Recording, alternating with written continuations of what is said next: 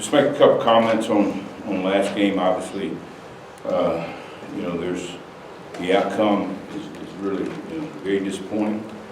You know, we had moments in the game that, you know, I'm really proud of our unit. We gave them some momentum early in the game.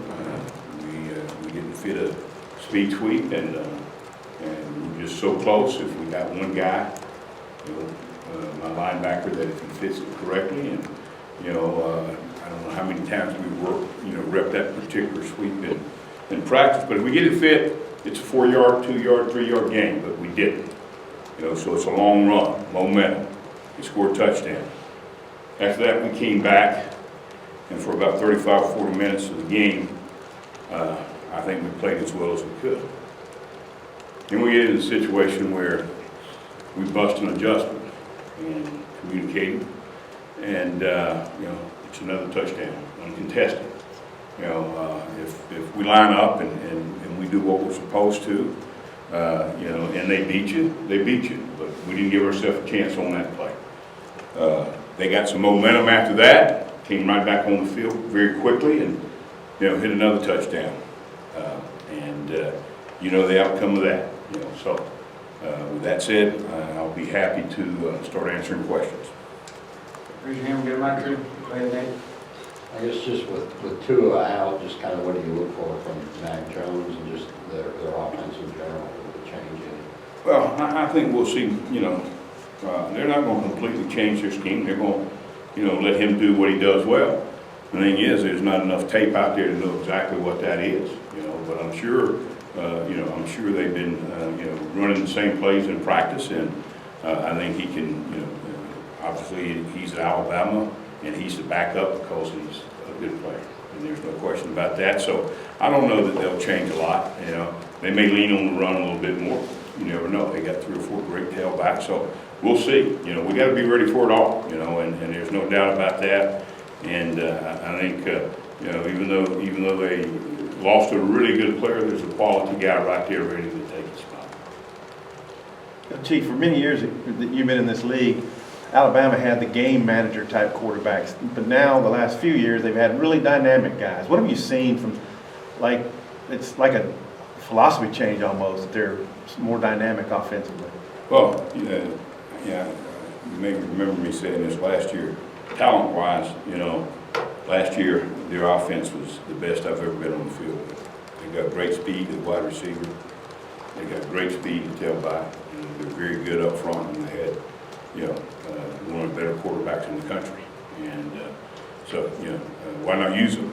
And you know, they've made that decision to use them, and they've been successful that way. And it gives the fans something to cheer about. You know, everybody wants to see wants to see you throw the football, score all those touchdowns, and they've been able to do that. And you know, it's just what they do. Hey, Chief, I guess the half you were able to evaluate Jones against Tennessee, they're probably kind of vanilla because they had a big lead, but what did you see from him? What did he show you in that half? Well, like I said, he's got good arm. You know, he can move around a little bit and get away from some pressures. You know, he can do that, but you know, the biggest thing is I'm sure they gave him an opportunity to do some things in the second half of that game that they're going to be doing. And but like I said, he's the next guy up to Alabama because he's a very fine footballer.